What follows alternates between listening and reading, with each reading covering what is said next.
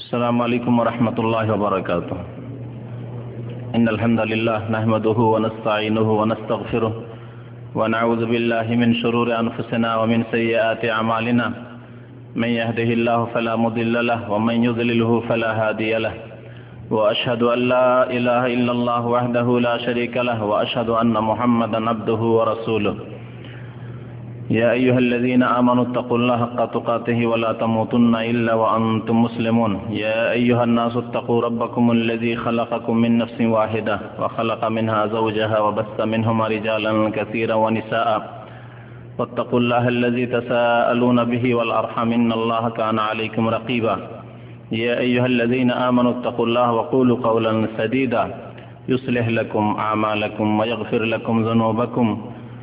ومن يطع الله ورسوله فقد فاز فوزا عظيما. أما بعد فإن خير الحديث كتاب الله وخير الهدي هدي محمد صلى الله عليه وسلم وشر الأمور محدثاتها وكل محدثة بدعة وكل بدعة ضلالة وكل ضلالة في النار.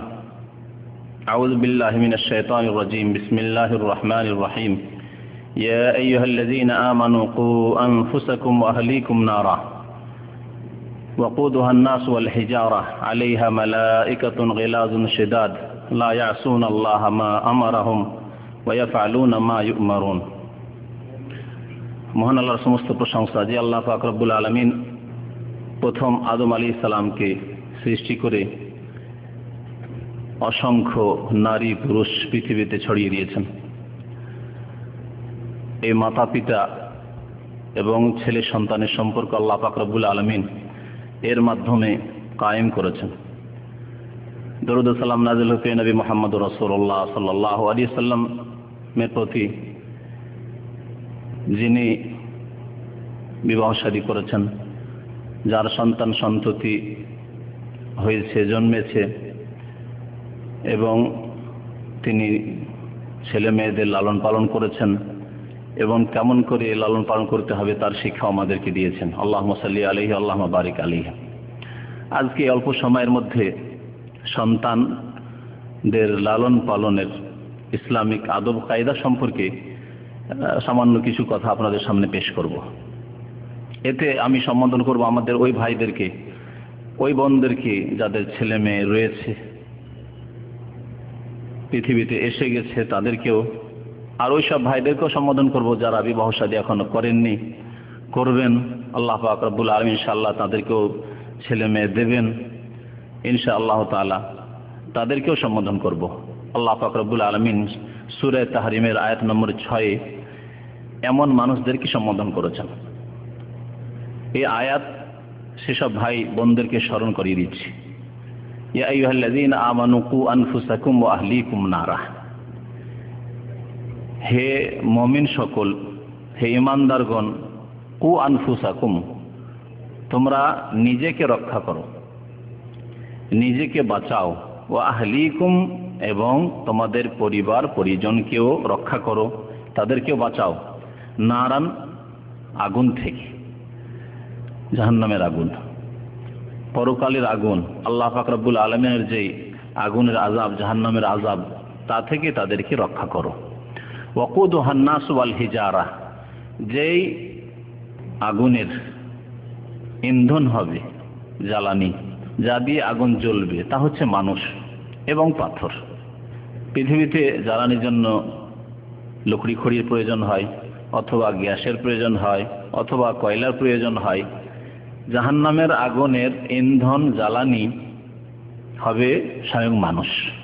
ওয়াকুদুহান নাস, এই জাহান্নামের আগুনের ইন্ধন, জ্বালানি হবে মানুষ সকলে।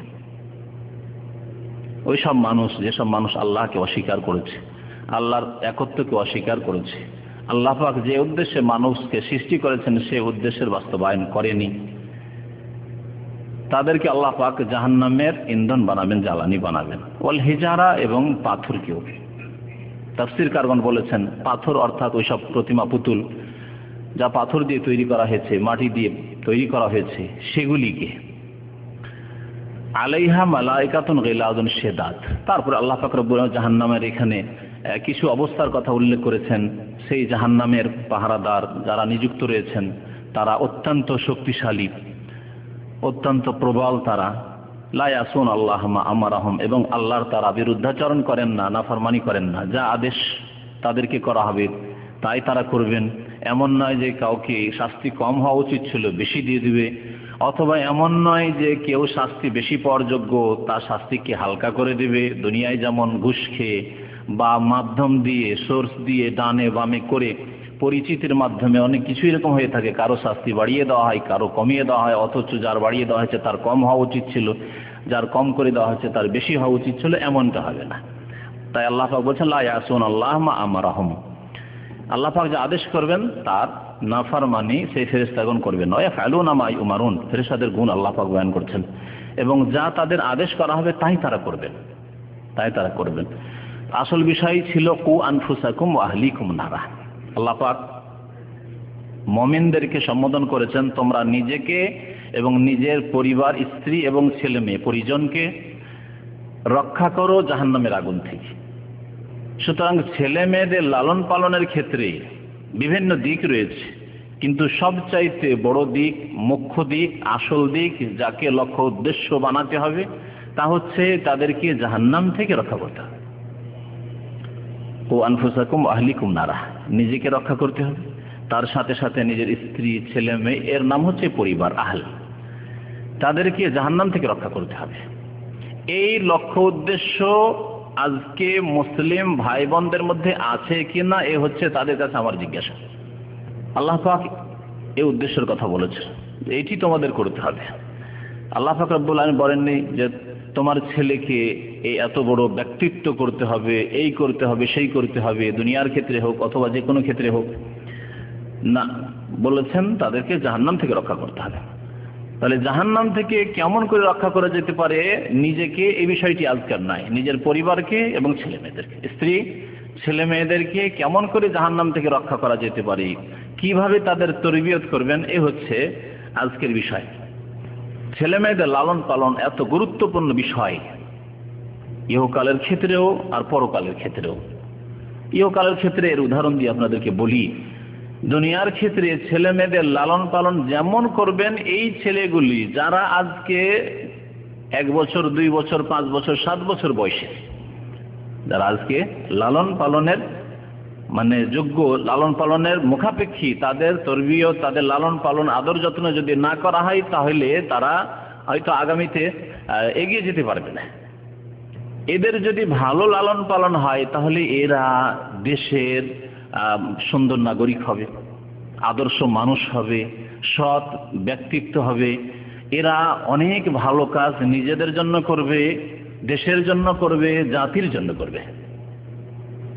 সে আলেম হলেও, ডাক্তার হলেও, ইঞ্জিনিয়ার হলেও, বৈজ্ঞানিক হলেও যদি মুসলিম হয় এবং আল্লাহ ভীরু হয়, তাদেরকে আপনি জাহান্নাম থেকে রক্ষা করার মতো যোগ্যতা দিয়ে দিতে পারেন, যে তাদেরকে জাহান্নাম থেকে রক্ষা করে দিয়েছেন আপনি, দিনের পথে তাদেরকে অটল করে দিতে পেরেছেন। তাহলে এরা সৎ মানুষ হবে, সৎ পরিবার গড়ে তুলবে, সৎ গ্রাম, সৎ সমাজ গড়ে তুলবে, এবং দেশে শান্তি প্রতিষ্ঠা হবে, সারা বিশ্বে মুসলিম উম্মাহ শান্তি পাবে, এবং তাদের আল্লাহ পাক রব্বুল আলামিন এর বিনিময়ে নেতৃত্ব দেবেন, সৎ নেতৃত্ব। আজকে অসৎ নেতৃত্বে উম্মতে মুসলিমা পেরেশান রয়েছে।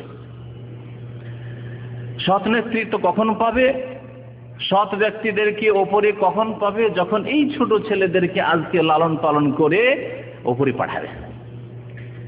কিন্তু তাদের যদি ইসলামী তরবিয়ত না হয়, কোরআন এবং হাদিসের আলোকে তাদের যদি লালন পালন না হয়, আল্লাহ পাক যে উদ্দেশ্যের কথা বলেছেন তাদেরকে জাহান্নাম থেকে রক্ষা করো, এই আয়াতের বাস্তবায়ন যদি না করেন, তাহলে এই ছেলেরা আজকে যাদের বয়স 2 বছর, 4 বছর, 5 বছর, 7 বছর, তারা আজকে থেকে 10, 15, 20 বছর পরে কেউ চোর হবে, কেউ ডাকাত হবে, কেউ সন্ত্রাসী হবে, কেউ ছিনতাইকারী হবে, কেউ জানি ব্যভিচারকারী হবে, কেউ মদখোর হবে, কেউ খুনি হবে, কত রকমের ফাসেক পাপিষ্ঠ লোকেরা তৈরি হবে, অপরাধী তৈরি হবে, যারা দেশকে ধ্বংস করবে, গ্রামকে ধ্বংস করবে, পরিবার ধ্বংস করবে, জাতিকে ধ্বংস করবে, এবং দুনিয়া এবং আখিরাতে নিজেরও বরবাদ করবে, অপরেরও ধ্বংস করবে। দেখুন পার্থিব লাভ দেখুন আপনি। তাহলে ছেলে মেয়েদের যদি ইসলামের আলোকে লালন পালন করেন, তাহলে কেমন সৎ ছেলেরা তৈরি হবে দুনিয়ার ক্ষেত্রে। আর যদি ইসলামের আলোকে লালন পালন তাদের না করেন, তাহলে কেমন অসৎ সমাজ সৃষ্টি হবে আর অসৎ নাগরিক হবে দেশের, চিন্তা করুন আপনি ভেবে। তারপরে আল্লাহ পাক রব্বুল আলামিন যে আদেশ দিয়েছেন, সেই আদেশ যদি আপনি পালন করেন এবং সেই আদেশের বাস্তবায়ন করেন, আর সেইভাবে যদি ছেলে মেয়েদেরকে তৈরি করেন যেভাবে তৈরি করতে বলা হয়েছে, সেইভাবে যদি ক্ষেত্র তৈরি করেন আপনি ছেলে মেয়েদের যে ক্ষেত্র তৈরি করতে বলা হয়েছে, তাহলে আল্লাহর আদেশ পালনের জন্য আল্লাহ সন্তুষ্টি আপনি হাসিল করবেন, আপনি জান্নাত হাসিল করবেন ইনশাআল্লাহ তাআলা। আর যদি তা না করেন, ভাববেন না যে আমার নামাজ দিয়ে আমি মুক্তি পেয়ে যাব, আমার রোজা যাকাত দিয়ে, আমার ব্যক্তিগত জীবনের আমল দিয়ে আমি নাজাত পেয়ে যাব, না, কখনো না। কারণ দুটো দিক আছে মানুষের আমলের। একটি দিক হচ্ছে নিজের দায়িত্ব, ব্যক্তি জীবন ইবাদত বন্দেগীর ক্ষেত্রে আপনি নামাজ, রোজা, হজ, যাকাত যেগুলি রয়েছে, বোনদের ক্ষেত্রে বলছে, মহিলাদের ক্ষেত্রে বলছি যে তারা পর্দা ঠিক করলো, কিন্তু ছেলে মেয়েদের হক অন্যের হক, ছেলে মেয়েদের হক নষ্ট করলো, তাদেরকে সৎ ছেলে তৈরি করলো না, নেক আল্লাহ ভীরু মেয়ে তৈরি করলো না, পর্দানাসীন মেয়ে তৈরি করলো না, বেহায়া বেপর্দা মেয়ে তৈরি করলো, অসৎ ছেলে তৈরি করলো, বেনামাজি ছেলে তৈরি করলো। তাহলে বান্দার হকের ক্ষেত্রে ওই ছেলে মেয়ের আল্লাহ পাকের বান্দা, তাদের হকের ক্ষেত্রে, অধিকারের ক্ষেত্রে আল্লাহ পাকের নাফরমানি করলো, যার ফলে তারাও নাজাত পেতে, ওই বাবা মায়েরাও মুক্তি পেতে আল্লাহর কাছে বাধা প্রাপ্ত হয়ে যাবে। অর্থাৎ নামাজ, রোজা, হজ, যাকাত দিয়ে শুধু রেহাই পাবে না, যদি ছেলে মেয়েদের ক্ষেত্রে আল্লাহ পাক যে দায়িত্ব দিয়েছেন কু আনফুসাকুম আহলিকুম নারা, সেই দায়িত্ব যদি না পালন করা হয়, চিন্তা করতে পেরেছেন তাহলে। তারপর এই ছেলে মেয়েরা জাহান্নামের পথে চলে যাবে।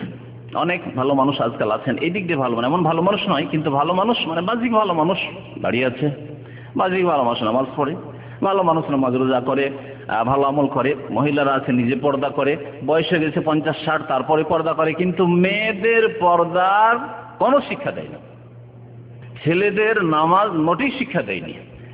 তাহলে বলুন আপনি মরে যাবেন এই দায়িত্বহীনতার সাথে, অবহেলা করে আল্লাহর কাছে কাল কিয়ামতে জবাবদেহি করতে হবে। একটি হাদিস এই মর্মে উল্লেখ করব আমি আপনাদের সামনে। আর এই ছেলে মেয়েগুলি জাহান্নামের ইন্ধন হবে, ওয়াকুদুহান নাস ওয়াল হিজারা। এই ছেলে মেয়েগুলি যেগুলিকে বেনামাজি তৈরি করে গেলেন, নাস্তিক তৈরি করলেন, ধর্ম নিরপেক্ষ তৈরি করলেন, বেদিন তৈরি করলেন, বিধর্মী তৈরি করলেন, এদেরকে আপনি ফাসেক লম্পট করে রেখে দিলেন, এরা দিন সম্পর্কে কোনোদিন শিখলো না, আর আমল করতে হবে এর ভ্রুক্ষেপ করলো না, তাহলে তারা জাহান্নামের ইন্ধন হবে। আপনার তো যা হবে হবে, কিন্তু এই ছেলে মেয়েগুলিকে আপনি জাহান্নামের দিকে ঠেলে দিলেন। দুনিয়ার ক্ষেত্রে আপনাদেরকে জিজ্ঞাসা করি, আপনার ছেলে দুটি দিক রয়েছে, আপনার ছেলে মেয়েদের দুটি দিক রয়েছে। একটি দিক হচ্ছে তাদেরকে ভালো খাবার দেওয়া, দিনে 3 বার 5 বার যা লাগে খাবার দিচ্ছেন আপনি, ভালো পোশাক দেওয়া, ভালো ঘুমাবার জায়গা, আরামের জায়গা দেওয়া, ভালো চিকিৎসা দেওয়া, ভালো লেখাপড়া দেওয়া, এটি একটি দিক। আর একটি দিক হচ্ছে তাদের সার্বিক অনিষ্ট থেকে রক্ষা করা, হেফাজতে রাখা, তাদেরকে বিপদ আপদ থেকে রক্ষা করা। আপনার সামনে দুটো বিষয় যদি আসে, একটা জিনিস হচ্ছে যে দিনে আমাদের ছেলে মেয়েদেরকে 5 বার খেতে দিতে হবে, তাদের যদি 3 বার হয়ে যায়, 2 বারও হয়ে যায়, সেই ছেলে মরে যাবে না। হ্যাঁ, কাপড় 3টি প্রয়োজন, 4টি প্রয়োজন, না যদি 1টি 2টিও হয়ে যায়, তাহলে ছেলে মেয়েগুলি মরে যাবে না। পক্ষান্তরে ছেলে মেয়ে যদি আগুনে ঝাঁপ দিয়ে দেয়, আপনার ছেলে অথবা মেয়ে আগুনে ঝাঁপ দিয়ে দিচ্ছে, অথবা পানিতে ডুবছে, সাঁতার যায় না, পানিতে ডুবছে, নদীতে পুকুরে ডুবছে, আপনার কাছে কোন বিষয়ের গুরুত্ব বেশি দুনিয়ার ক্ষেত্রে? আপনার ছেলে মেয়েদের খাবার দিতে হবে, বাড়িতে আরো 2-4-5টা ছেলে আছে, তাদের খাবার দিতে হবে, এই বিষয়টির গুরুত্ব বেশি না ওই ছেলে ডুবে যাচ্ছে, হ্যাঁ, ওই মেয়ে ঘরে আগুন লেগে গেছে, শেষ হয়ে যাবে, এখনই জ্বলে শেষ হয়ে যাবে, তাদের রক্ষা করা বেশি জরুরি? কোনটি বেশি জরুরি? হ্যাঁ, তাদের জীবন রক্ষা করা, জান রক্ষা করা, তাদের হেফাজত করা, তাদের অনিষ্ট থেকে, বিপদ আপদ থেকে রক্ষা করা বেশি জরুরি। তার জন্য আপনি যে কোনো রকমের চেষ্টায় কোনো রকমের অবহেলা করবেন না। আপনি যত রকমের মেহনত, পরিশ্রম, প্রয়াস চালানো সম্ভব তা আপনি অবশ্যই করবেন। এই ক্ষেত্রে দুনিয়ার ক্ষেত্রে আমাদের মাপকাঠি এইরকম, চিন্তাধারা এইরকম যে আরে ছেলে মেয়েকে যদি 5 বার নাও খেতে দিতে পারি, 3 বার 2 বারও পারি চলবে, কিন্তু ছেলে মেয়ে আমার মরে যাবে, ধ্বংস হয়ে যাবে, হতাহত হবে, হাত পা ভেঙে যাবে, এমন কিছু হবে না। অসম্ভব কথা, এটা হয়তো কোনোদিন দেব না। তাহলে জাহান্নামের আগুনের দিকে ঠেলে দিচ্ছেন আপনি। ছেলে মেয়েগুলিকে ভালো করে 7 বার দিনে খাওয়ালেন, আর ভালো স্কুলে পড়ালেন, কত যে ড্রেস রয়েছে আপনি বলতে পারবেন যে আমার ছেলে মেয়ের কজোড়া করে লেবাস পোশাক আছে। আজকালকার জামানায় বলতে পারবেন না আপনি। একটা যুগ ছিল আমাদের যুগে, বাবা মা বলতে পারতো আমার ছেলের 2টো লুঙ্গি আছে, বা 2টো জামা আছে, 2টো পায়জামা আছে, বা 1টি আছে, বলতে পারতো। এর বেশি হয়তো ছিল না, থাকলেও বলতে পারতো 2টো নাই 3টি আছে। কিন্তু আজকাল নিজের ছেলে মেয়েদের সম্পর্কে কেউ বলতে পারবেন না। আমি মনে করি দুনিয়ার ক্ষেত্রে কত তাদের হেফাজত করছেন, কিন্তু জাহান্নামের আগুন থেকে বাঁচাবার জন্য না কোনো রকমের মেহনত নেই অধিকাংশ মানুষের কোনো রকমের মেহনত নেই। তাদের নামাজ যদি না পড়াই, সাবালক হয়ে গেছে, তাহলে তারা জাহান্নামে যাবে। তাহলে কি করে আপনি আগুন থেকে আপনি তাদের হেফাজত করলেন? দুনিয়ার আগুন থেকে হেফাজতের জন্য বলে দিলেন যে না অবশ্যই যতটা শক্তি আমি দুনিয়ার আগুন থেকে বাঁচাবো, দুনিয়ার ডুবা থেকে বাঁচাবো, কিন্তু জাহান্নামের আগুনে যে ডুবে যাবে, আল্লাহর আযাবে ডুবে যাবে, তা থেকে রক্ষা করলেন কোথায় রক্ষা করলেন? তাহলে আখিরাতের ক্ষেত্রে আমাদের চোখের সামনে শয়তান পর্দা ফেলে দিয়েছে, কুপ্রবৃত্তির পর্দা পড়ে গেছে, যেই পর্দার কারণে আখিরাতের আগুনের কথা বলা হচ্ছে যে তুমি নিজেকে রক্ষা করো, নিজের স্ত্রীকে রক্ষা করো জাহান্নামের আগুন থেকে, নিজের ছেলে মেয়েদের রক্ষা করো জাহান্নামের আগুন থেকে। আর তার জন্য প্রথম তাকে তৌহিদবাদী মুসলিম হইতে হবে, তৌহিদবাদী হইতে হবে, আল্লাহ বিশ্বাসী হইতে হবে। অবিশ্বাসী ছেলে, নাস্তিক ছেলে তৈরি করবেন, তা হবে না, চিরকাল জাহান্নামের ইন্ধন হবে। মুশরিক তৈরি করলেন, কবর পূজারী তৈরি করলেন, পত্তলিক তৈরি করলেন, তাহলে হবে না, চিরকালে জাহান্নামের ইন্ধন হবে না। ছেলে তো বড় করলেন, ডাক্তার ইঞ্জিনিয়ার করলেন, আপনি শিক্ষিত করলেন দুনিয়ার ক্ষেত্রে, কিন্তু বেনামাজি তৈরি করলেন, পাপিষ্ঠ তৈরি করলেন, অপরাধী তৈরি করলেন, সুদ খায়, ঘুষ খায়, চাকরি টাকা পয়সা এনে দিলেই হলো আমার ছেলে মেয়ে। বড় অনেক বাবা আছে যাদের অনেককে চিনি আমি, যে ছেলে যাতে করে ঘুষও এনে দেয় সেটাও দাবি করে, যে তুমি বেতন তো পেলে, ঘুষ কতটা পেলে সেটাও দাও, ঘুষটাও দাও। একজন ছেলে ওইরকম আমাকে সরাসরি এক অফিসার বলছে যে আব্বাকে বেতন যখন নিয়ে গিয়ে দিলাম, বলছে যে তুমি ঘুষ, কারণ ঘুষের চাকরি, অফিসারি চাকরি, এমন ডিপার্টমেন্টের চাকরি, কমার্শিয়াল চাকরি যাতে ঘুষ রয়েছে, বলছে ঘুষের টাকা কোথায়? বাবা বলছে ছেলেকে ঘুষের টাকা কোথায়, ওটা এনে দাও। আপনি একটুও চিন্তা করলেন না যে আপনার ছেলেকে আপনি জাহান্নামের দিকে ধাক্কা দিয়ে নিজেই ফেলে দিলেন, ছেলে দিয়ে। কু আনফুসাকুম ওয়া আহলিকুম নারা, নিজেকে, নিজের পরিবার পরিজনকে, ছেলে মেয়ে, সন্তান সন্ততিকে জাহান্নামের আগুন থেকে বাঁচান।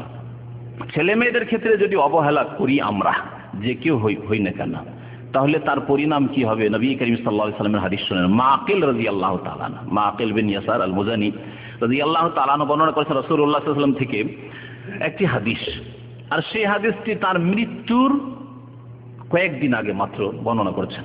কারণ হাদিসটিতে যারা শাসক বলতে আমরা শুধু বুঝি শাসক মানে রাষ্ট্রপতি, প্রধানমন্ত্রী, হ্যাঁ তাই না, যারা অ্যাডমিনিস্ট্রেশনে আছে এরকম সরকারের, তাদেরকে শাসক মনে করি না। আপনি বাড়ির শাসক, আপনি যে বাবা ছেলে মেয়েদের, আপনি বাড়ির শাসক, আপনার স্ত্রী ছেলে মেয়েদের দায়িত্বশীল, তাকে জবাবদিহি করতে হবে তাদের সম্পর্কে। তাহলে আপনাদেরকে আল্লাহ পাক শাসন ক্ষমতা দিয়েছেন আপনাদের বাড়িতে, নিজ নিজ বাড়িতে প্রত্যেক আল্লাহ পাক রব্বুল আলামিন শাসন ক্ষমতা দিয়েছেন।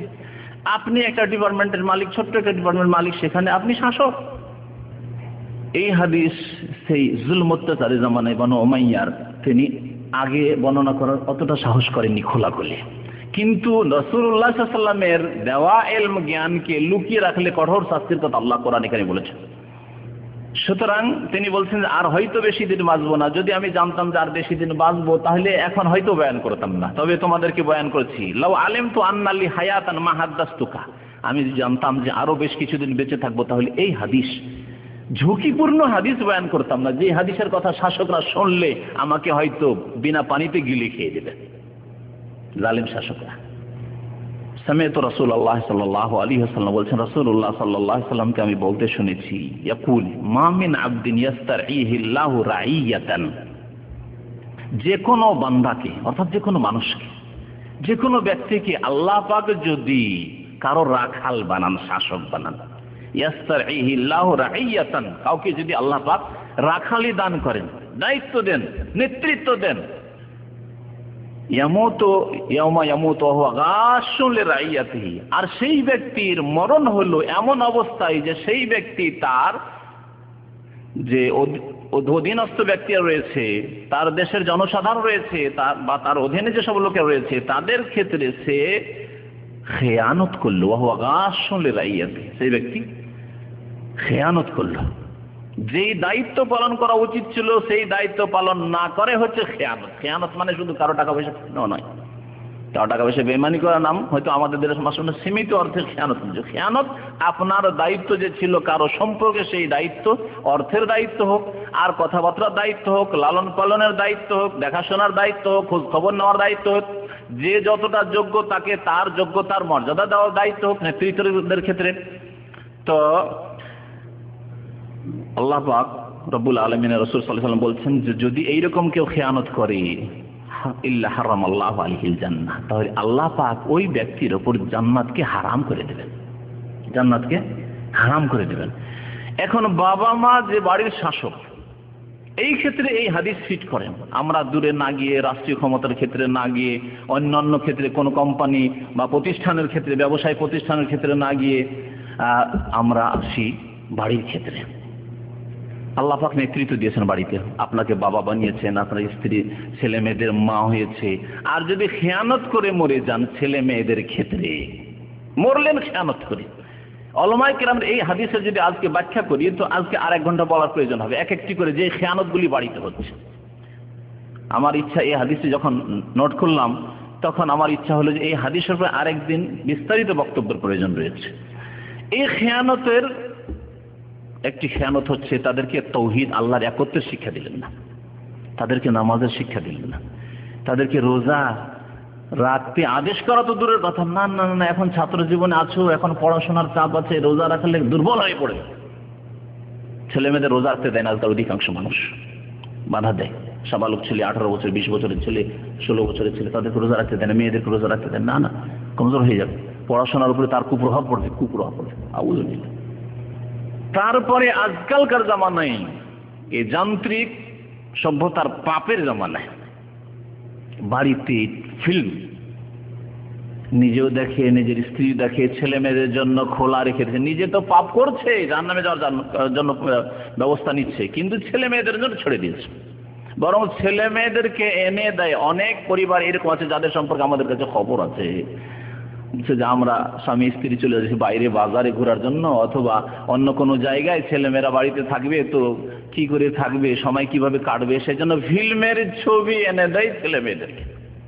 জি, ওয়া গাশুন লিরাইয়াতিহি, খেয়ানত করলো এই ক্ষেত্রে। বাড়ির উপর ডিশ লাগিয়ে রেখেছে, অশ্লীল ছবি আসছে। প্রথম ছেলেমেয়েরা একটু লজ্জা করলো, বাবা মায়ের সামনে কি করে দেখো, বাবা মায়ের সামনে লজ্জা লাগে, হ্যাঁ।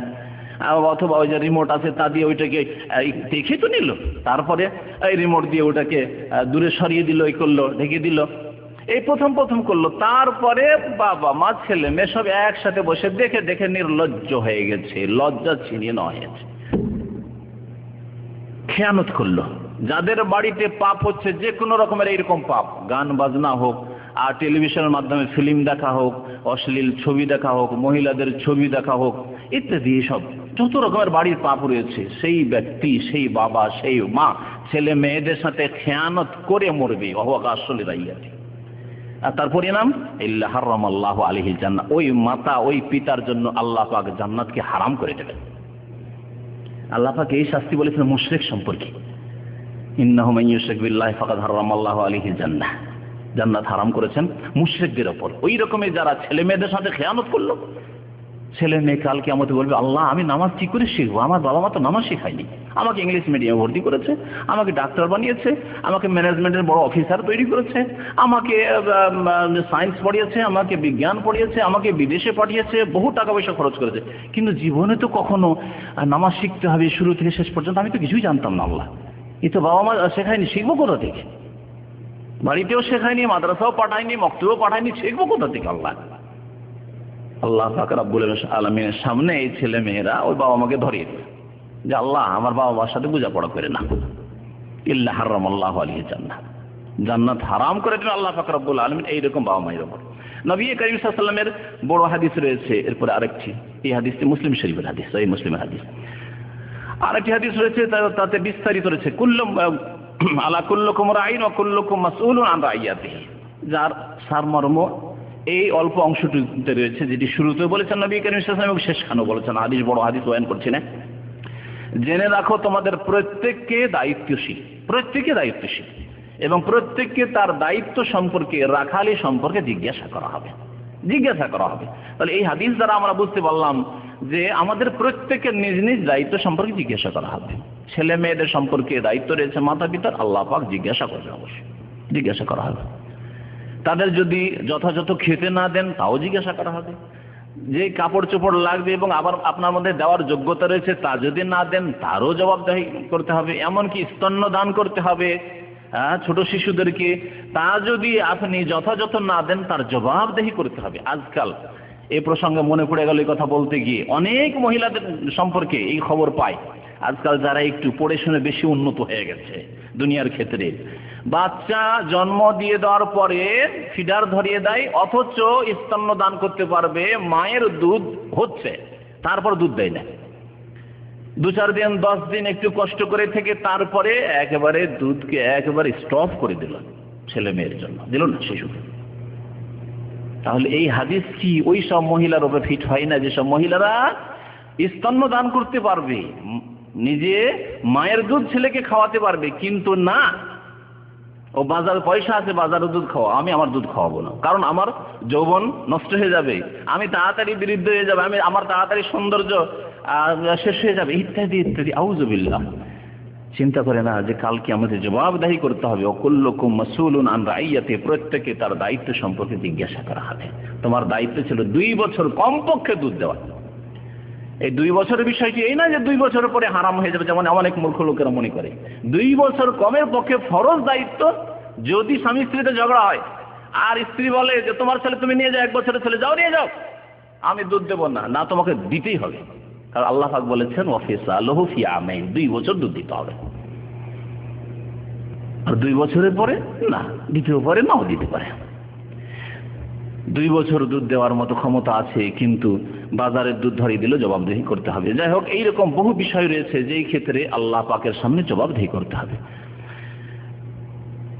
ছেলে মেয়ে লালন পালনের ক্ষেত্রে যাদের ছেলে মেয়ে হয়ে গেছে তাদেরকেও বলছি, যাদের ছেলে মেয়ে হয়নি তাদেরকেও বলছি যে দোয়া অত্যন্ত গুরুত্বপূর্ণ বিষয়, অত্যন্ত গুরুত্বপূর্ণ বিষয়। ছেলে মেয়ে হয়ে গেছে ভাববেন না আমার ছেলে মেয়ে তো মাশাআল্লাহ হয়ে গেছে আর খুব সুস্থ, আর ব্রেনও দেখছি খুব ভালো, আর স্কুলে ভর্তি করে দিয়েছি, যারা স্কুলে ভর্তি করার লোক মাদ্রাসায় ভর্তি করে দিয়েছি, ইসলামিক শিক্ষায় লাগিয়ে দিয়েছি, হাফেজ হয়ে গেছে, বাস দোয়া স্টপ। না, এটি অজ্ঞতা, জাহালত। ছেলে মেয়েদের জন্য যতদিন দুনিয়ায় বেঁচে আছেন দোয়া করতে থাকেন, তাহলে ওই ছেলে মেয়েরা আপনার ইন্তেকালের পরে যতদিন তারা বেঁচে থাকবে দোয়া করতে থাকবে। দলিল কি? আরবি একটা প্রবাদ আছে, শুনে রাখেন। কোরআনে কারিমে হাদিসের দলিল আছে, যেমন কর্ম তেমন ফল। এটি প্রবাদ, বাংলার প্রবাদ হচ্ছে যেমন কর্ম তেমন ফল। কামা তাদিনু তুদানু, যেমন তুমি করবে তেমন তুমি পাবে। তুমি যদি সারা জীবন ছেলে মেয়েদের জন্য দোয়া করতে থাকো যে আল্লাহ আমার ছেলে মেয়েদের সৎ করে দাও, সৎ করে দাও, সৎ করে দাও, রব্বানা হাব লানা মিন আজওয়াজিনা ওয়া যুররিয়াতিনা কুররাতা আয়ুনি ওয়াজআলনা লিল মুত্তাকিনা ইমামা, তাহলে তোমার ইন্তেকালের পরে ছেলে মেয়েরাও সারা জীবন দোয়া করবে। কি দোয়া করবে? রব্বির হামহুমা কামা রব্বায়ানি সগীর, রব্বির হামহুমা কামা রব্বায়ানি সগীর, আল্লাহুম্মা গফিরলি ওয়া লিওয়ালিদাইয়া, আল্লাহ আমাকে মাফ করে দাও, আমার বাবা মাকে মাফ করে দাও। যেমন কর্ম আপনার হবে, ছেলে মেয়েদের জন্য দোয়া করেছেন তেমনই ছেলে মেয়েরাও দোয়া করবে। আজকাল অধিকাংশ মানুষের ছেলে মেয়েরা দোয়া করার মতো যোগ্য হয় না। কেন? কারণ বিয়ে করেছে, ওই যে পার্থিব উদ্দেশ্য আছে বিয়ের, সম্ভোগ, ব্যাস ওই উদ্দেশ্যে যৌবন এসেছে, সম্ভোগের প্রয়োজন, বিয়ে করেছে।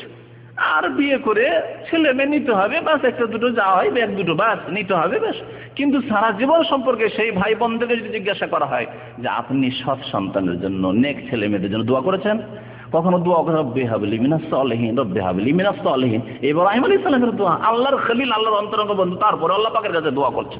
দোয়া না করলেও তো আল্লাহ পাক তাদেরকে হয়তো দিতেন, কিন্তু না, এই আশায় বসে থাকেন যে আল্লাহর খলিল আমি কেন দোয়া করবো? দোয়া করেছেন খুব বেশি। জাকারিয়া আলাইহিস সালাম আল্লাহর নবী, আরেক নবী, তিনিও দোয়া করছেন রব্বানা হাব লানা মিন আজওয়াজিনা ওয়া যুররিয়াতিনা কুররাতা আয়ুনি। এই তো মুমিনদের দোয়া আল্লাহ পাক উল্লেখ করেছেন। আর জাকারিয়া আলাইহিস সালামের দোয়া রয়েছে রব্বি হাবলি মিন লাদুনকা যুররিয়াতান তাইয়্যিবা ইন্নাকা সামিউদ দুআ। রব্বি হাবলি মিন লাদুনকা যুররিয়া, আল্লাহ তোমার পক্ষ থেকে তুমি আমাকে যুররিয়া তাইয়্যিবা, নেক সন্তান দান করো। শুধু সন্তান দান করো বলেন, আল্লাহ তুমি ছেলে দাও। যেমন আজকালকার মানুষ, ছেলে দরকার, আমার মেয়ের দরকার নেই, আল্লাহ তুমি ছেলে দাও, কাজ ছেলে হইলি হইল না, যুররিয়াতান তাইয়্যিবা, নেক সন্তান দাও। ইন্নাকা সামিউদ দুআ, আল্লাহ তুমি তো দোয়া শুনতে পারো, আর কেউ দোয়া শুনতে পারে না। মুমিনদের দোয়া আল্লাহ পাক সূরা ফুরকানে উল্লেখ করেছেন, ওয়াল্লাযিনা ইয়াকুলুনা, মুমিন তো তারা, আল্লাহর বান্দা, রহমানের বান্দা তো তারাই যারা বলে রব্বানা হাব লানা মিন আজওয়াজিনা ওয়া যুররিয়াতিনা, আল্লাহ আমাদেরকে স্ত্রী দান করো। মহিলারা দোয়া করে আল্লাহ আমাদেরকে স্বামী দান করো, আজওয়াজিনা মানে দুটো হয়, স্বামী স্ত্রী। আল্লাহ আমাদেরকে স্বামী দান করো, আমাদেরকে স্ত্রী দান করো, ওয়া যুররিয়াতিনা, আর ছেলে মেয়ে দান করো। এমন শুধু ছেলে মেয়ে দান করো বলা হয়নি, কুররাতা আয়ুন, এমন ছেলে মেয়ে যাতে আমাদের চক্ষু শীতল হয়, নয়ন জুড়ায় আমাদের। কুররাতা আয়ুন ওয়াজআলনা লিল মুত্তাকিনা ইমামা, এবং আল্লাহ ভীরুদের আমাদেরকে নেতা বানিয়ে দাও, অর্থাৎ ছেলে মেয়েদেরকে আল্লাহ ভীরু বানিয়ে দাও, আর তাদের নেতা আমরা, ছেলে মেয়েদের নেতা আমরা, ইমাম আমরা। ইমামের মানুষ অনুকরণ করে, মসজিদের ইমামের অনুকরণ করে, যেমন করে নামাজ পড়ছেন, রুকু যাচ্ছেন, সেজদা যাচ্ছেন, ওই রকমই ছেলে মেয়েও দেখবেন বাবা মাকে অন্ধ অনুকরণ করে। বাবা মা ভালো কাজ করলে ভালো করে, আর মন্দ করলে মন্দ করে। বাবা মা সৎ নেক কাজ ছেলে মেয়ে করার চেষ্টা করে। বাবা মা যেমন ভাবে নামাজ পড়ে, আর বাবা মা যদি ফিল্ম দেখে, ছেলে মেয়েও তাই শিখে। বাবা মা যদি মিথ্যা কথা বলে, ছেলে মেয়ে মিথ্যা কথা বলে। বাবা মা যদি ধোকা দেয়, ওদা খেলাপি করে, দেখছে যে কেউ টাকা পয়সা পাবে, আর বারবার চাইতে আসে, ভাই এই আগামী সপ্তাহে দিয়ে দেবো, অমুক দিনে দিয়ে দেবো, বারবার করে ছেলে মেয়ে দেখতে পাচ্ছে বাবাকে, আমার বাবা তো অনেকবারই ওদা খেলে করছে, দিব করছে, দেয় না, ওই লোকটাকে বারবার ঘুরাচ্ছে, ওই শিখবে, তাই শিখবে। ইমাম, তাহলে মাতা পিতা হচ্ছে ইমাম। আল্লাহ পাক এই আয়াতে বলেছেন ওয়াজআলনা লিল মুত্তাকিনা ইমামা, আল্লাহ আমাদেরকে, মা বাবাকে নেক লোকদের, আল্লাহ ভীরুদের ইমাম বানিয়ে দাও, নেতৃত্ব দান করা। দোয়া তাহলে জরুরি। যেসব ভাই বোনদের ছেলে মেয়ে হয়নি তারাও দোয়া করবেন, আর দোয়া খুব বেশি বেশি করবেন। আল্লাহ পাকের কাছে যদি আপনি আন্তরিকতার সাথে দোয়া করেন, ইখলাসের সাথে দোয়া করেন, আর বারবার প্রত্যেকটি দোয়া 3 বার করে করেন, আল্লাহ পাক অবশ্যই শুনবেন, আল্লাহ পাক অবশ্যই শুনবেন। আর দোয়া করলে লস নেই। আল্লাহ পাক যদি ভাগ্যে অকাট্য ফয়সালা, প্রথম কথা আল্লাহ পাক দেবেন। 1 নম্বর হচ্ছে যে যা আল্লাহর কাছে চেয়েছেন তাই আল্লাহ দেবেন, এটি হচ্ছে প্রথম দোয়ার ভালো ফল। দোয়া করেন আল্লাহ পাকের কাছে। যদি দেখা যায় যে আল্লাহ অকাট্য ফয়সালা করে দিয়েছেন, তার লওহ মাহফুজে আপনার তকদিরের ছেলে মেয়ে নেই, তাহলে আল্লাহ পাক এই দুয়ার বিনিময়ে আল্লাহ তার মতোই অন্য ভালো কিছু দেবেন। ছেলে মেয়ে না দিলেও, অথবা ছেলে দিল না শুধু মেয়েই দিলেন, ওই যে ছেলে খুব চাইলে কিন্তু ছেলে হলো না, শুধু মেয়ে হলো বা কিছুই হলো না, তাহলে আল্লাহ পাক তার মতো বা তার চাইতে ভালো কিছু দিবেন। এই দোয়া যে বারবার করে আল্লাহ পাকের দরবারে আপনি করেছেন ইখলাসের সাথে, যে আল্লাহ আমাকে নেক সন্তান দান করে, নেক সন্তান দান, নেক সন্তান না দিলে অন্য কিছু আল্লাহ পাক দিয়েছেন, যা দিয়ে আল্লাহ পাক আপনার ওই ঘাটতি পূরণ করে দেবেন, ওই ঘাটতি পূরণ করে দেবেন। আর 3 নম্বর হাদিসে কি রয়েছে, যদি দেখা যায় যে না এইরকম বেশ কিছু অন্য কিছু বিকল্প পেলাম না, তাহলে আপনার ভাগ্যে অনেক অনিষ্ট বিপদ আপদ ছিল, দুর্ঘটনা ছিল, বড় বালা মুসিবত ছিল, সেগুলিকে আল্লাহ পাক এই দোয়ার কারণে সরিয়ে দেবেন। নবী করিম সাল্লাল্লাহু আলাইহি ওয়াসাল্লাম বলেছেন, যে কোনো বান্দা যখন দোয়া করে তো 3-এর 1 অবশ্যই আল্লাহ পাক দেন। সুতরাং ছেলে মেয়েদের ক্ষেত্রে অবশ্যই দোয়া করবেন। দোয়া করার পরেও যদি দেখা যায় যে আমার ছেলেটা সৎ হলো, আল্লাহ এত দোয়া করলাম কিন্তু ছেলে সৎ হলো না, তাহলে আল্লাহ পাক তার বদলে আর কিছু দেবেন, অবশ্যই দেবেন। আর না হলে অনেক বালা মুসিবত ছিল, সেগুলি আল্লাহ পাক আপনার থেকে সরিয়ে দিয়েছেন হয়তো। আল্লাহ পাকের প্রত্যেকটি কাজে হিকমত রয়েছে, তত্ত্ব রয়েছে, তার প্রতি আমাদের ঈমান হইতে হবে। ছেলে মেয়েদের লালন পালনের ক্ষেত্রে একটি প্রথম বিষয়, তা হচ্ছে যখনই আপনি দাম্পত্য জীবনে যাবেন, ভালো মা খোঁজ করবেন ছেলে মেয়েদের, মানে আপনার স্ত্রী যেন নেক হয়। ছেলে মেয়েদের ভালো মা খুঁজবেন। বাজার থেকে একটা উঠিয়ে নিয়ে চলে আসলেন, এইখান থেকে খোঁজ খবর করতে বললেন মা বাবাকে। মা বাবাদের মাপকাঠি আলাদা, তাদের শরীয়তি মাপকাঠি না, তাদের মাপকাঠি হচ্ছে পয়সা, ধন দৌলত কোথায় আছে, কোথায় যন্ত্রের লোকের আছে, প্রভাবশালী বংশ আছে, এই দেখে চেয়ারম্যান না হয় এমপি মিনিস্টার ইত্যাদি এইরকম পরিবারের লোক দেখে বিয়ে শাদী ঠিক করে দিল, আর আপনি গিয়ে কবুল করে নিলেন। না, তা করলে হবে না।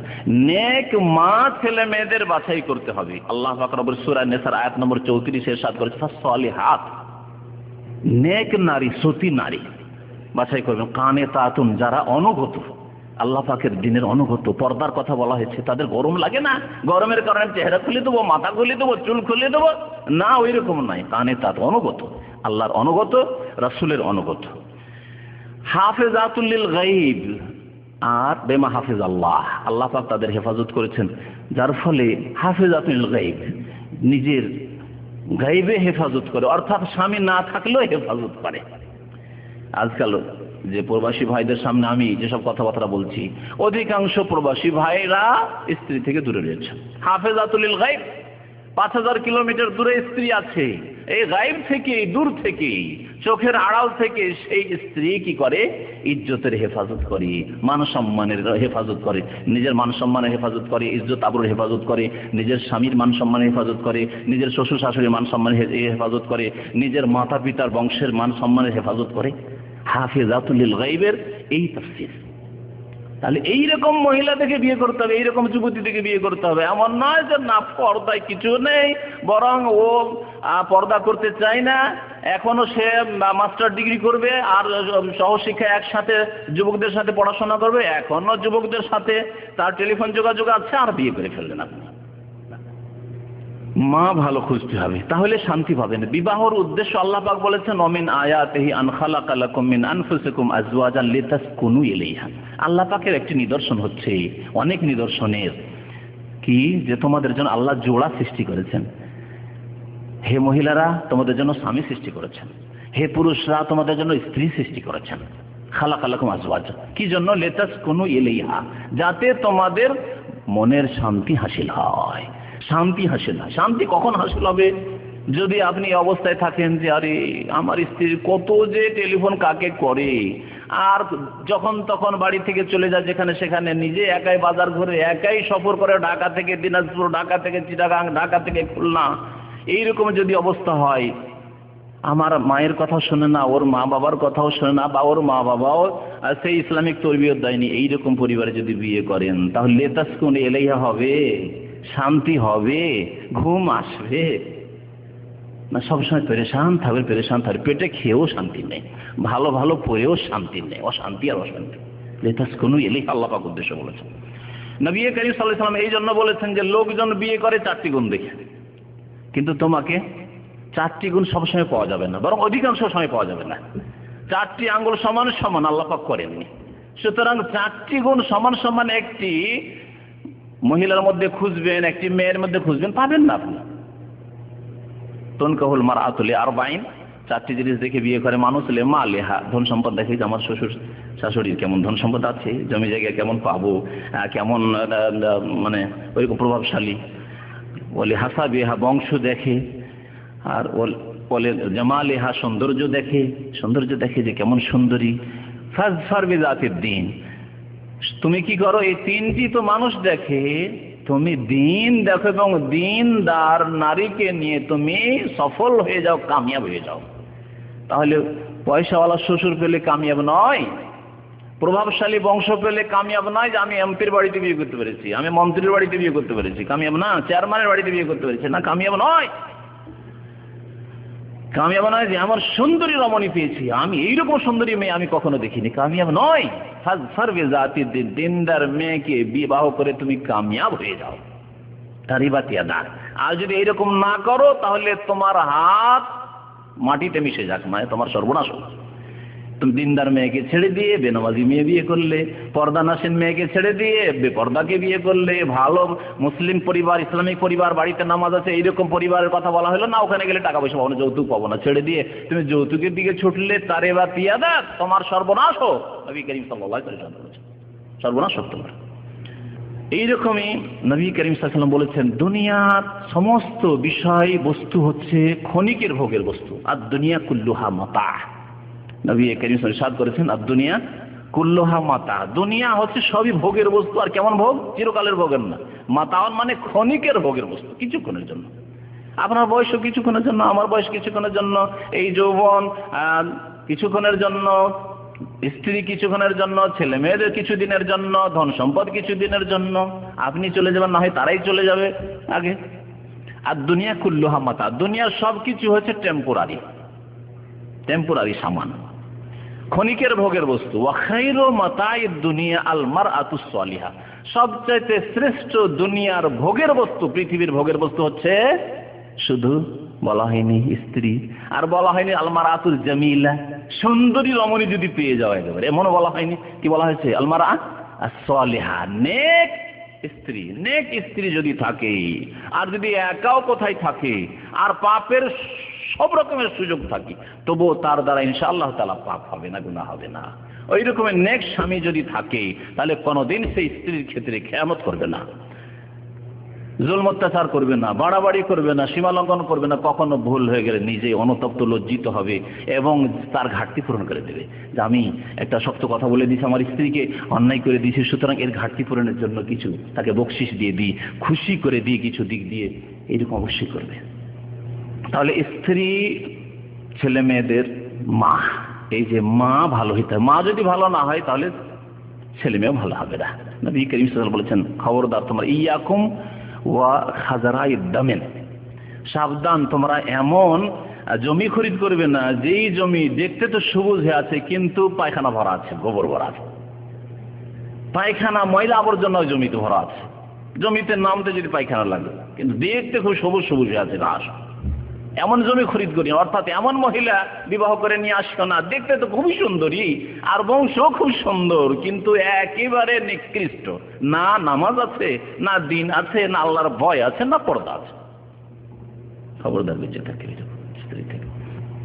তারপরে ছেলে মেয়েদের লালন পালনের ক্ষেত্রে খেয়াল রাখতে হবে যে ছেলে মেয়েদের বা প্রত্যেক ব্যক্তির বেঁচে থাকার অধিকার রয়েছে, প্রত্যেক ব্যক্তির বেঁচে থাকার অধিকার রয়েছে।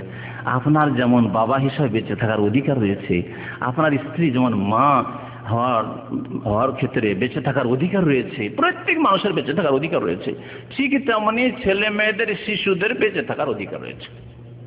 এই অধিকার কি খর্ব করবেন না, খবরদার। পেটে সন্তান এসে গেছে, আমার বলার উদ্দেশ্য আজকাল অনেকেই এরকম করেন, পেটে সন্তান এসে গেছে কিন্তু না এখন বাচ্চা নেব না, বাচ্চা ছোট হয়ে আছে, আগেরটা 1 বছর 2 বছর হয়ে আছে, অথবা 3 মাস 4 মাস 6 মাসের হয়ে আছে, যেই হোক না কেন আল্লাহ পাক দিয়ে দিয়েছেন, পেটে চলে এসেছে, তার হেফাজত করতে হবে, এটি আমানত। আর এই আমানতে যদি খেয়ানত করে ওই হাদিসের উপর ফিট হবে, ইল্লা হারামাল্লাহু আলাইহি জান্নাহ, জান্নাতকে হারাম করবে আল্লাহ পাক রব্বুল আলামিন। আল্লাহ পাক আপনার পেটে, বোনদেরকে বলছি আর ভাইদেরকে বলছি যে আপনার স্ত্রীর পেটে আপনার ঘরে আল্লাহ পাক ছেলে দিয়ে দিলেন, গর্ভ ধারণ করলো আপনার স্ত্রী, আর আপনি এই গর্ভ নষ্ট করে দিলেন, অ্যাবর্শন করিয়ে দিলেন। আজকাল বহু ঘটনা এরকম ঘটছে, ঘন ঘন যদি বাচ্চা হয়ে যায়, এই ক্ষেত্রে হঠাৎ করে ইচ্ছা ছিল না আর যদি পেটে গর্ভ ধারণ করে নেই, অথবা নিবেই না, দুটো নিয়েছে আর নেব না, আর তৃতীয় হয়ে গেছে, না না না না, অসম্ভব, অসম্ভব। যে কোনো ভাবে হোক না কেন নষ্ট করতেই হবে। খেয়ানত করলো গাসুন লিরাইয়াতিহি, জান্নাত আল্লাহ পাক হারাম করবেন। এবং কোরআনে কারীম আল্লাহ পাক সতর্ক করেছেন, বিশেষ করে হারাম, সব পর্যায়ে হারাম। 1 মাস 2 মাসের হয়ে গেছে তখনও হারাম, আর যদি 120 দিন হয়ে যায়, যখন কি করা হয় 120 দিনে গর্ভধারণ, 120 দিন হলে রূহ আত্মা দিয়ে দেওয়া হয়, আত্মা দিয়ে দেওয়া হয়। আত্মা দিয়ে দেওয়ার পরেও নষ্ট করে দিলেন, রূহ চলে এসেছে, 4 মাসের হয়ে গেছে, তারপরে যদি নষ্ট করেন তাহলে আপনি একজন জীবিত মানুষকে হত্যা করার সমান বড় অপরাধ করলেন, খুন করলেন, আপনি খুনি। খুনির জন্য আল্লাহ পাক 5টি শাস্তির কথা বলেছে, শাস্তি আপনার উপর ফিট হবে। এবং খুন করলে তার জন্য যে কিসাসের বিধান রয়েছে, ইচ্ছা করে করলে তা হবে। হত্যার যে রক্তপণ রয়েছে তা আপনার উপর অর্পিত হবে। ওলামায়ে কেরাম এসব কথা বলেছেন, কারণ খুন করলেন আপনি পেট থেকে, আত্মা চলে এসেছে, তারপর রাখবেন না আপনি বাচ্চা, 4 মাস 5 মাসের বাচ্চাকে আপনি নষ্ট করে দিচ্ছেন। আর তার আগেও যদি নষ্ট করেন তারপরেও গুনাহগার, কাবিরা গুনাহ, সব স্তরে কাবিরা গুনাহ। কিন্তু কাবিরা গুনাহর আবার বিভিন্ন স্তর রয়েছে, আল্লাহ পাক হারাম করেছেন।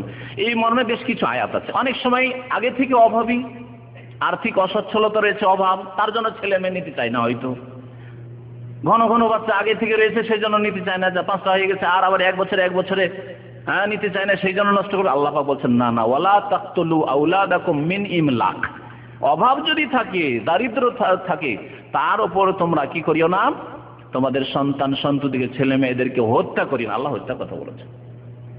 জাহেলি জামানায় ছেলে মেয়ে জন্মে যেত, খাওয়াইতে পারবো না অভাবের কারণে, তখন তাদেরকে জীবিত দাফন করে দিত। বিশেষ করে মেয়ের ক্ষেত্রে অনেক বংশে ছিল যে না মেয়ে রাখবো না, সেই জন্য নষ্ট করতো।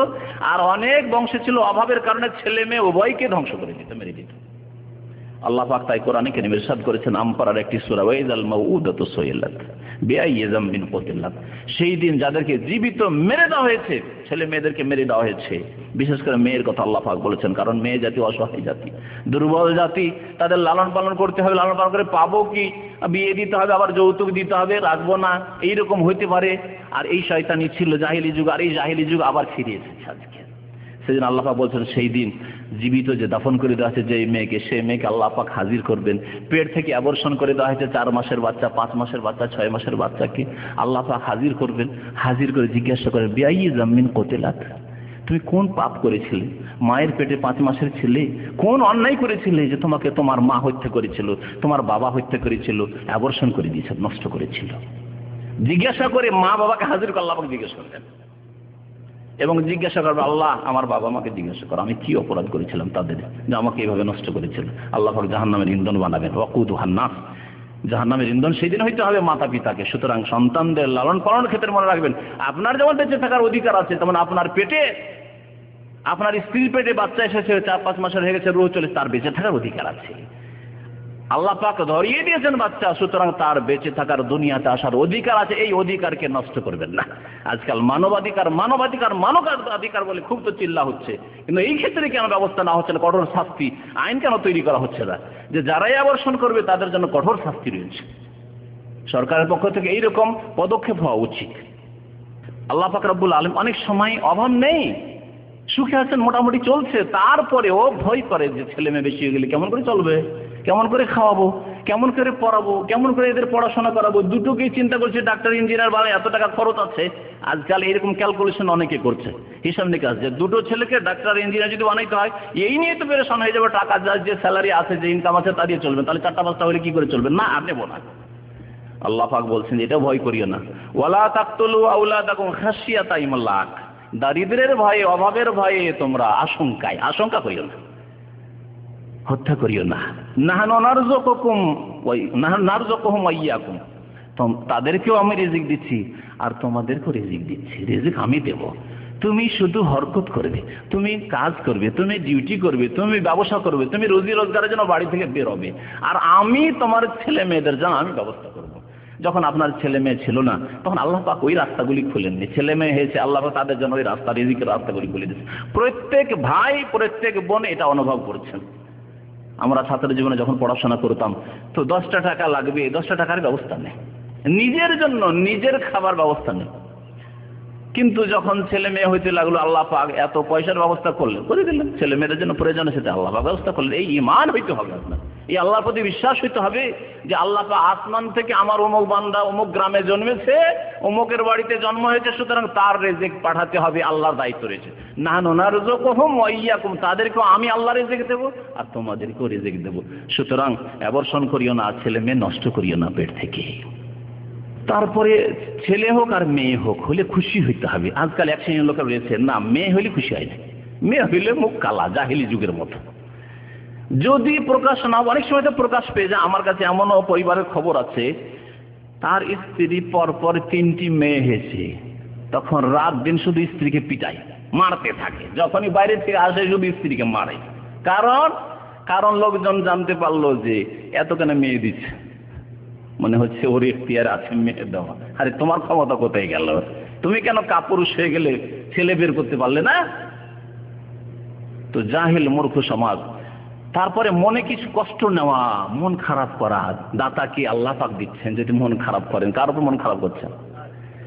আল্লাহ পাক অন্তর্যামী। আরে আমার কাছে এসেছিলেন কোন একটা আশা নিয়ে যে কিছু বই নিয়ে যাবো, ফ্রি বা ক্যাসেট সিডি, আমি দিতে পারলাম না, আমার উপর মনক্ষুণ্ণ হলেন, আমি আপনার কিছুই করতে পারবো না। আর আপনার অন্তর্যামী না, আপনি কি বলতে বলতে সিঁড়ি দিয়ে নেমে যাচ্ছেন তাও জানতে পারলাম না।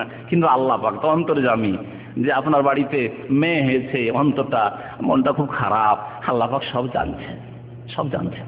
ওয়া হুয়া আলিমুন বিযাতিস সুদূর। আল্লাহ পাক ছাড়বেন না এরকম পাপ, অন্তরের পাপ।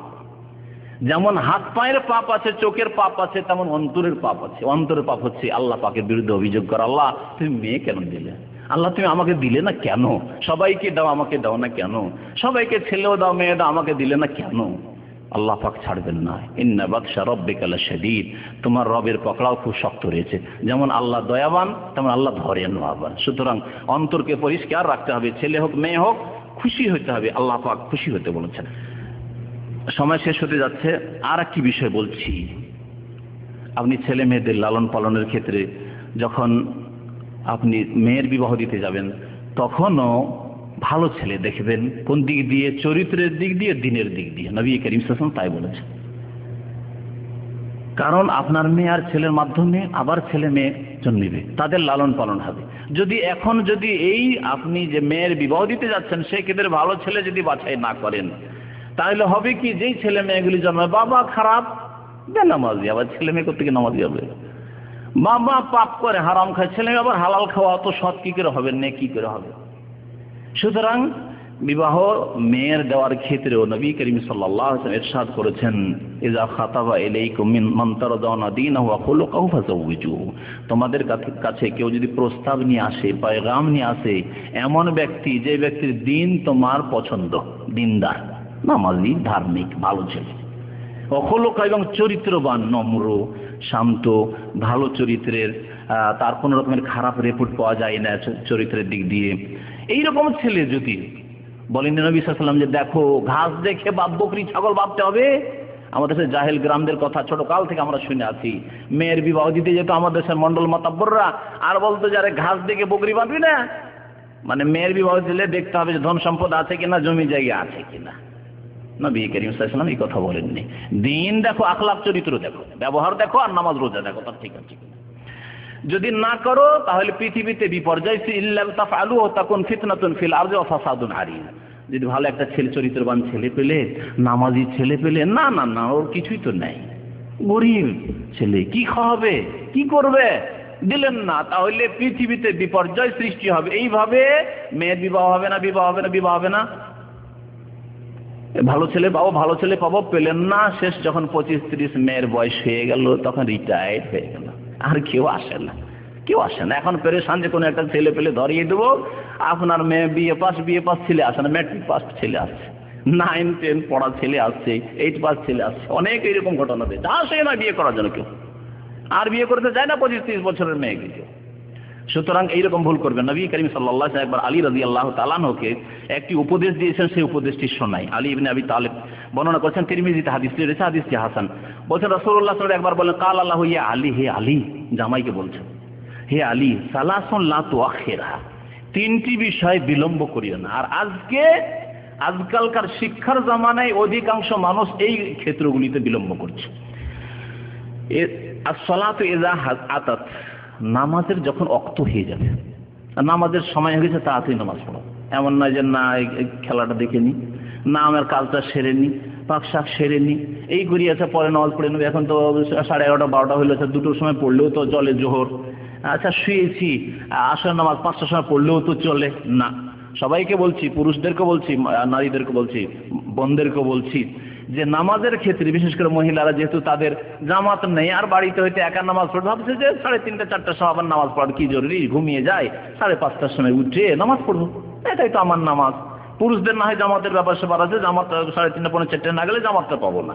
কিন্তু মহিলারা এরকম অনেক সময় হবে, তার খবরদার না। নবী সাল্লাল্লাহু আলাইহি ওয়াসাল্লাম নারী পুরুষ সবাইকে সম্বোধন করে বলেছেন 3টি বিষয়ে বিলম্ব করিও না। তার একটি হচ্ছে নামাজের আউয়াল ওয়াক্তে নামাজ পড়বে, নামাজই বিলম্ব করিও না। আর কি বলছেন যে ওয়াল জানাজাত ইযা হাযারাত, জানাজা মারা গেছে আর গোসল দেওয়া হয়ে গেছে, ব্যবস্থা হয়ে গেছে, এখন আর কোনো রকমের আইনগত বাধা নেই, কোনো বাধা নেই। ওই ছেলে আছে কোথায় চাকরি করে, চিটাগাঙে থাকে, কালকে আসবে, থাক।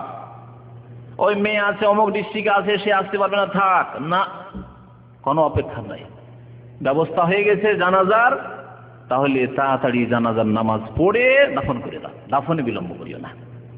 যত তাড়াতাড়ি তাকে পৌঁছে দিবে ততই তার জন্য কল্যাণকর হবে। আর 3 নম্বর আজকের বিষয়ের সাথে সম্পর্ক, ওয়াল আইয়ামু ইযা ওয়াজাদতা লাহা কুফুয়ান, অবিবাহিত ব্যক্তি, অবিবাহিত ছেলে হোক অথবা অবিবাহিত মেয়ে হোক, যদি তার সমতুল্য ওই রকম তার উপযোগী ছেলে পেয়ে যাও বা মেয়ে পেয়ে যাও, বিশেষ করে ছেলেদের ক্ষেত্রে বলা হয়েছে এখানে, মানে ছেলে যদি ওইরকম উপযোগী পেয়ে যাও, মেয়ে আছে আর মেয়ে মাশাআল্লাহ, এই কথা ভাবিয়েন না যে না ওকে অনার্স করাবো, ওকে ডিগ্রি পাস করাবো অথবা MA মাস্টার করাবো তারপরে বিয়ে দেবো, এখন মেডিকেলে পড়াচ্ছি, এখন এই পড়াচ্ছি না, ওইসব করিয়েন না। কারণ এইসব করতে গিয়ে ভালো স্বামী অধিকাংশ মেয়েরাই পায় না, বাস্তব সত্য।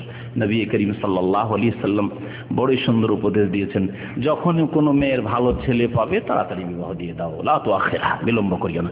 সুতরাং ছেলে মেয়েদের লালন পালনের ক্ষেত্রে এটিও আপনার দায়িত্ব রয়েছে যে মেয়েদের বিবাহের ক্ষেত্রে বিলম্ব করবেন না। ভাবেন না যে না না না না না এখন 22 বছর বয়সে দিব বিয়ে, না 17-18 হয়েছে দিয়ে দেন।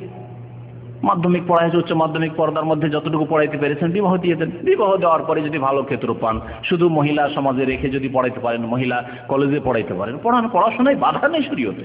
শরীয়ত কোন রকমের জায়েজ উন্নতিতে বাধা দেয় না। অনেকে ভাবে যে না না শরীয়ত মনে হয় এগুলোতে বাধা দিচ্ছে। বাধা কোথায় দিচ্ছে? যেখানে ফিতনার আশঙ্কা আছে সেখানে যেতে পারবেন না আপনি।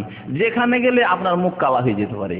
আপনার মেয়ের বিবাহ দিয়েছেন আর তারপরে আপনি তাকে সহশিক্ষায় দিয়েছেন, দেখা গেল যে আপনার জামাইয়ের মুখ কালো করে দিল, আপনারও মুখ কালো করে দিল। এমন না হয়, অন্য কোনো ছেলের সাথে যাতে না বেরিয়ে চলে যায়।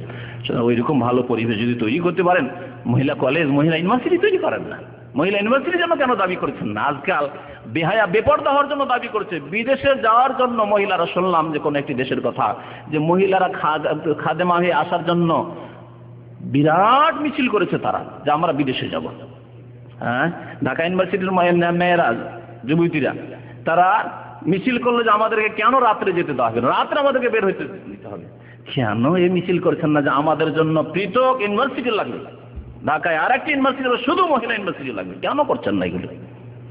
কেন আল্লাহ এইরকম ভালো বুদ্ধি দিচ্ছে না? কেন সৎ কাজ করার তৌফিক দিচ্ছে না? কারণ অন্তর চাই না আপনাদের, অন্তর চাইতে হবে সৎ কাজ করার জন্য। আল্লাহ পাক যেন আমাদেরকে নেক আমলের তৌফিক দান করেন। আল্লাহ পাক আমাদেরকে ভালো কাজ করার তৌফিক দান করেন। আল্লাহ পাক আমাদেরকে ছেলে মেয়েদের ভালো লালন পালন করার তৌফিক দান করেন। ছেলে মেয়েদেরকে আরও বেশ কিছু কথা ছিল, আদব কায়দাগুলি শিখাতে হবে। যেমন খাওয়া দাওয়ার আদব কায়দা রয়েছে, নামাজ তো রয়েছে, 7 বছর থেকে নামাজ শিখাতে হবে, 10 বছরের চাপ দিয়ে নামাজ পড়াইতে হবে। নামাজ শুধু পড়াইলে হবে না, তাহলে তার আগে নামাজের দোয়া শুরু থেকে শেষ পর্যন্ত শিখাতে হবে। আত্তায়াত মুখস্থ করিয়ে দিতে হবে, দরুদ ইব্রাহিম মুখস্থ করিয়ে দিতে হবে, আরও যেসব নামাজের দোয়া রয়েছে, তাসবিহ রয়েছে, তা মুখস্থ করিয়ে দিতে হবে। এছাড়াও যে সকাল সন্ধ্যার দোয়াগুলি রয়েছে সেগুলি মুখস্থ করিয়ে দিতে হবে। বাথরুমে গেলে কি দোয়া, শোয়ার সময় কি দোয়া, ঘুম থেকে জাগলে কি দোয়া, এইসব শিখিয়ে দিতে হবে। কোরআনে কারীমের আক্ষরিক জ্ঞান দিতে হবে, তেলাওয়াতের, যাতে করে যোগ্য করে কমপক্ষে তেলাওয়াত করতে পারে। তারপর কোরআনের তরজমা তফসির মাঝে মাঝে পড়ার জন্য, যদি আপনি স্কুল কলেজ ইউনিভার্সিটিতে পড়ান, ছেলেমেয়েরা যাতে করে কোরআনের তফসির পড়ে, আল্লাহর কিতাব বুঝে, রাসূলুল্লাহ সাল্লাল্লাহু আলাইহি হাদিস পড়ে, নবীর জীবনী যাতে করে চর্চা করে, পড়ে, যাতে করে জানে যে নবী সাল্লাল্লাহু আলাইহি সাল্লাম কেমন উত্তম আদর্শের মানুষ ছিলেন। যাতে করে আপনার ছেলে মেয়ে কলেজ ইউনিভার্সিটি পড়ে ওই ফাসেকদেরকে, লম্পটদেরকে আদর্শ মানুষ না তৈরি করে। ওই বড় যে খেলাড়ি তাকে সে উত্তম আদর্শ মনে করে, ওই নায়ক নায়িকা তাদেরকে উত্তম আদর্শ, আপনার মেয়ে ওই নায়িকাকে, ওই গায়িকাকে উত্তম আদর্শ মনে করে। যাতে এমন না করে।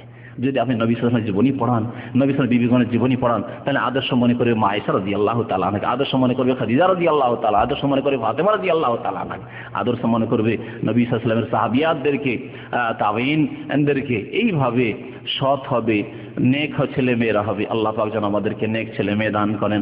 রব্বানা হাব লানা মিন আজওয়াজিনা ওয়া যুররিয়াতিনা কুররাতা আয়ুনি ওয়াজআলনা লিল মুত্তাকিনা ইমামা। রব্বানা তাকাব্বাল মিন্না ইন্নাকা আনতাস সামিউল আলিম ওয়া তুব আলাইনা ইন্নাকা আনতাত তাওয়াবুর রহিম। ওয়া সাল্লাল্লাহু আলা নবিয়িনা মুহাম্মদ ওয়া আলা আলিহি ওয়া সাহবিহি আজমাইন। প্রশ্ন করেছেন যে বাংলাদেশে জনসংখ্যা সবচেয়ে বেশি, সুতরাং এখানে পরিবার পরিকল্পনা না করলে জায়গা দেব কোথায়? এর উত্তর শোনেন। এর উত্তর এই নয় যে কাজকর্ম দেওয়ার জন্য সংখ্যা কমাতে হবে, না, এর জন্য কর্মসংস্থান বাড়াইতে হবে। বাংলাদেশে কেন ইন্ডাস্ট্রি তৈরি হচ্ছে না, ফ্যাক্টরি তৈরি হচ্ছে না?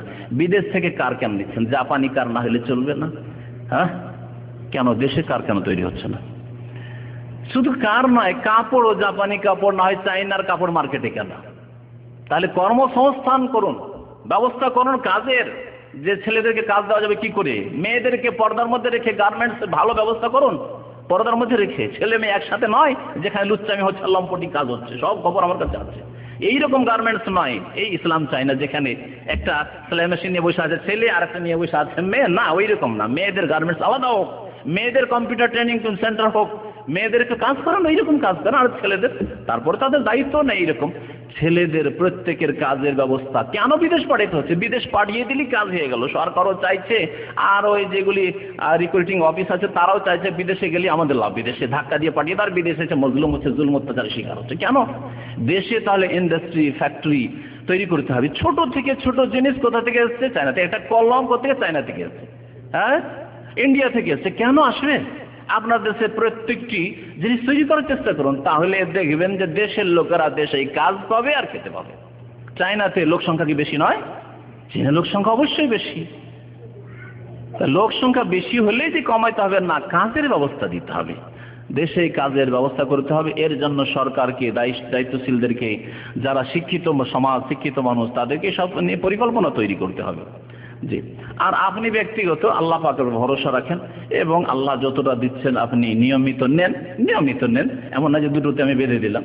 আর আমিও বলছি না যে আপনার প্রত্যেক বছর নিতে থাকেন। যদি এই ক্ষেত্রে আপনি একটু সতর্কতা অবলম্বন করেন, আমার ওই জন্ম নিয়ন্ত্রণের বক্তব্য একটা ছিল, এর ওপরই বক্তব্য ছিল 2-3 বছর আগে মনে হয়, তো এই বক্তব্যে এই সব কথাবার্তা আছে। যদি একটু গ্যাপ দিয়ে 3 বছর 2.5 বছর গ্যাপ দিয়েও যদি হয়, আর 5টা-7টা ছেলে হয়, অসুবিধা নেই। কিন্তু আপনি বন্ধ করে দিয়েছেন, না না দুটো, একটা নয় দুটো, ব্যাস। আর 3টে হলে তো আরও মুশকিল, আর তার বেশি তো যাওয়াই যাবে না, মরে যাবো এত হলে। তাহলে আল্লাহ কোনোদিন সাহায্য করবেন না। এইরকম মহিলাদের আল্লাহ সাহায্য করবেন না, এরকম পুরুষদের আল্লাহ সাহায্য করবেন না, আর রুজি কোনোদিনই পাবেন না আল্লাহ। ছেলে হবে না মেয়ে হবে, যখন গর্ভবতী রয়েছে মহিলারা, তখন আল্ট্রাসোনোগ্রাফি করে দেখতে পারে কিনা, জানতে পারে কিনা। যদি মনের অবস্থায় কোনো রকমের মানে না হয় যে মেয়ে হইলে মনটা খারাপ, তাহলে আগে থেকে অনেক দিন থেকে খারাপ থাকলো। আরে ছেলে মেয়েটা হওয়ার পরই খারাপ হইতো, কিন্তু 3 মাস 4 মাস আগে জেনে নিলেন দিয়ে এতদিন আগে থেকেই খারাপ, তাহলে এই থেকে গুনাহ শুরু হয়ে গেল, অন্তর গুনাহ শুরু হয়ে গেল। যদি এইরকম অবস্থা থাকে তাহলে জানা জায়েজ নাই। কিন্তু যদি হয় যে আমার অসুবিধা নেই, ছেলে হইলেও সমান মেয়ে হইলেও সমান, আমার মনের অবস্থায় কোনো রকমের পার্থক্য হবে না এবং সর্ব অবস্থায় আমি সন্তুষ্ট থাকবো, আর এমন কোনো মানে সম্ভাবনা নেই যে না মেয়ে হয়েছে সুতরাং নেব না, অ্যাবর্শন হয়ে যাক কোনো রকম করে, এদিক সেদিক যা কিছু করে তদবির করে হয়ে যাক, এরকম যদি নিয়ত থাকে তাহলে চরম অপরাধ। আর যদি এরকম কোনো নিয়ত না থাকে, শুধু জানা মাত্র জিজ্ঞাসা করলাম ছেলে হবে না মেয়ে হবে, তাহলে কোনো দোষ নেই, জায়েজ আছে ইনশাআল্লাহ তাআলা। যাকাত সম্পর্কে একটি প্রশ্ন করেছেন ভাই, যে মা এবং স্ত্রী মিলে 85 গ্রাম মানে নেশাবে পৌঁছেছে, তাহলে জাকাত দিতে হবে কি না? জাকাত দিতে হবে না। প্রত্যেকের মালিকানায় নিসাব থাকতে হবে। মায়ের মালিকানা আলাদা, আপনার স্ত্রীর মালিকানা আলাদা, এমনকি স্বামী স্ত্রীর মালিকানা আলাদা। স্বামী স্ত্রীর মালিকানা আলাদা, আপনার স্ত্রীর কাছে কিছু স্বর্ণ আছে আর আপনার কাছে আলাদা কিছু স্বর্ণ আছে, দুটো মিলিয়ে জাকাত দিতে হবে, আলাদা আলাদা, পৃথক পৃথক। এমনকি আপনার মেয়েকে যদি দুটো মেয়েকে আলাদা আলাদা ভাগ করে দিয়ে থাকেন, এর কাছে অর্ধেক আছে, এর থেকে দুটো মিলিয়ে নেশাবে মানে 85 গ্রামে পৌঁছে যাচ্ছে, তো জাকাত লাগবে না। প্রত্যেক ছোট ছেলে মেয়ে হইলেও ব্যক্তি মালিকানা, যখন তাকে দিয়ে দেয়, একটা মেয়েকে একটা মালা দিয়ে দেন, ওর মালিক হয়, আপনার স্ত্রীর মালিক না, আপনিও মালিক না, দিয়ে দেন যেহেতু তাকে। বলেছেন কবর পাকা করিও না, কবর পাকা নবী সাল্লাল্লাহু হয়নি, নবী করিম সাল্লাল্লাহু আলাইহি ওয়াসাল্লামের কবর পাকা হয়নি, ঘরেই ছিল। সেই ঘর নবী সাল্লাল্লাহু আলাইহি ওয়াসাল্লামের জামানায় 1400 বছর আগে আমার খেজুর পাতার ঘর ছিল, এখন ওই ঘরটি মায়েশার ঘর পাকা ঘর হয়ে আছে, কিন্তু কবর পাকা করা হয়নি। কবর পাকা মানে নিচে থেকে পাকা করা। নবী করিম সাল্লাল্লাহু আলাইহি ওয়াসাল্লামের কবরকে ঘেরা হয়েছে, সেটা তার হেফাজতের জন্য। কারণ এই ইতিহাসে কয়েকবার ইহুদিরা চেষ্টা করেছে, ইসলামের শত্রুরা চেষ্টা করেছে নবী সাল্লাল্লাহু আলাইহি ওয়াসাল্লামের মোবারক দেহকে তারা চুরি করে নিয়ে যাওয়ার জন্য। এরকম বহু ঘটনা রয়েছে, যার ফলে হেফাজতমূলক ব্যবস্থা নেওয়া হয়েছে। আর না এই জন্য করা হয়নি যে কবর পাকা করে দেওয়া হইলে এখানে শিরক বিদআত হবে, শিরক বিদআতের আড্ডা করবে, যেমন মাজারে হচ্ছে না। তাকবীরে তাহরিমার পরে ইমাম মাইক নাড়াচাড়া করে, এটা করা উচিত নয়। তার যদি আপনি বলতে পারেন তো ভালো কথা, নসিহত করতে পারেন। মাইকে অনিচ্ছাকৃত যদি হাত চলে যায়, অনেক সময় আল্লাহু আকবার বলতে গিয়ে ফট করে লেগে গেল, যেমন আমি অনেক সময় বলতে গিয়ে এমন লাগে যে হয়তো লেগে যায়, এরকম অনিচ্ছাকৃত হইতে পারে, চলে যেতে পারে, পড়েও যেতে পারে।